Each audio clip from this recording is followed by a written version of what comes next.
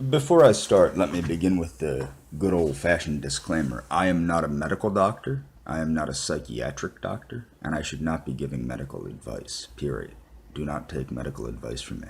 But I wanted to do a video on why I believe psychiatry is not effective as a form of medicine.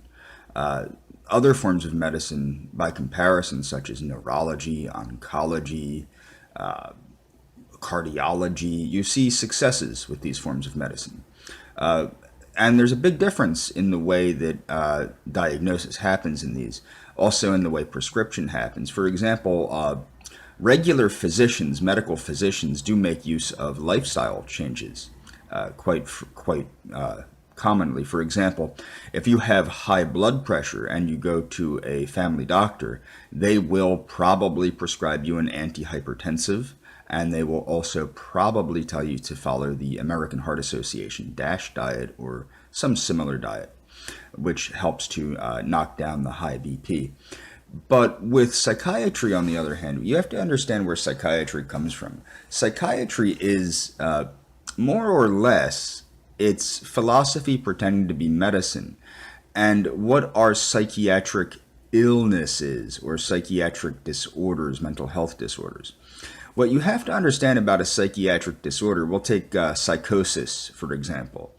Psychosis is a symptom which is prevalent in such things as what they call schizophrenia, schizoaffective disorder, and bipolar disorder. Sometimes they experience psychotic episodes, delusions, delusional thinking, seeing and hearing things that aren't there.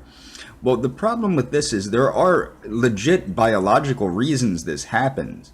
Anything from dehydration to overexertion to sleep deprivation to many different things can cause psychosis, including some of the medications, the psychiatric medications they put these folks on. So what happens is, by the time somebody has gone through, and of course diabetes is another one, a brain tumor is another one. In fact, my girlfriend's friend's mother had passed away, in fact, because of an undiagnosed brain tumor that they said was because she was developing bipolar disorder or manic depression. Now, why is this odd? Well, you have to understand these diseases, these psychiatric disorders, are not diseases at all. These are symptoms, and there has to be something causing the symptoms. Even in the case of, let's say, PTSD, like I'm diagnosed with, there is, if there's a traumatic event, this traumatic event alters the neurological system. Now, what's funny about that is there are biological causes to the symptoms that are being diagnosed as illnesses. But the problem is, because it's going through psychiatry, which is glorified philosophy, as opposed to neurology, which is medicine, and this is due to the cultural critique of medicine and actually allowing psychiatry to somehow get the equal respect to legitimate medicine, you see no successes. And people can always say there's successes in mental health. When I worked at a community mental health clinic, now remember, I've been on both sides of this, but when I worked in community mental health, I've seen people that were verbal become nonverbal. I've seen people that were healthy physically become unhealthy physically due to these medications. And the other problem is, and I will get into the ridiculousness of therapy, talk therapy, cognitive behavioral therapy, which, by the way, it might work, but what you need to understand is these people practicing these concepts of CBT and all these other means of treatment, they don't understand their own hocus pocus. They don't know what they're doing.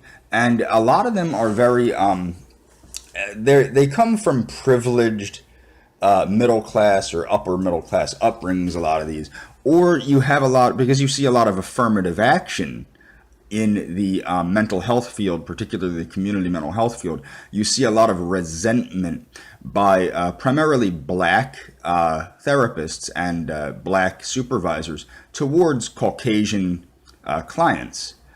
In fact, very blatant hatred in a lot of cases, outright hatred. And with the middle class and upper middle class what I would call bourgeoisie of the therapy community, you see a same dislike toward Caucasian clients. And ironically, you don't see many black clients as much as white clients in mental health. And this is because, in my opinion, they use mental health to get theirs and then they drop out of the system. I don't recommend, now again, I'm not here to give medical opinions because I'm not a doctor and I'm not a psychiatrist or a therapist, but in my opinion, I would recommend people avoid going to community mental health clinics or even receiving mental health help for the simple fact that it is not a legitimate medicine and it is not proven to work. And you can go to pubmed.gov and the National Institute of Health and all these other things, and you will see the very shaky basis for which the so-called benefits of these therapies and these medications exists. For example, antidepressants and placebos really have no difference in effectiveness to treat depression, but they have a big difference in what causes disease. You take a sugar pill, you're not going to have an issue. You take a Prozac or one of these other powerful antidepressants, you might go crazy. You might develop delusional thinking, psychosis, become uncontrollably angry, hurt other people, hurt yourself.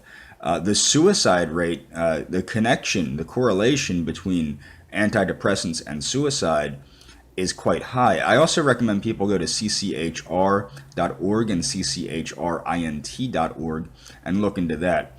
But the fact of the matter is, psychiatry should not, in my opinion, be considered medicine like neurology or cardiology or hematology or any of these legit medicines, these real medicines where they actually are treating a genuine cause of disease.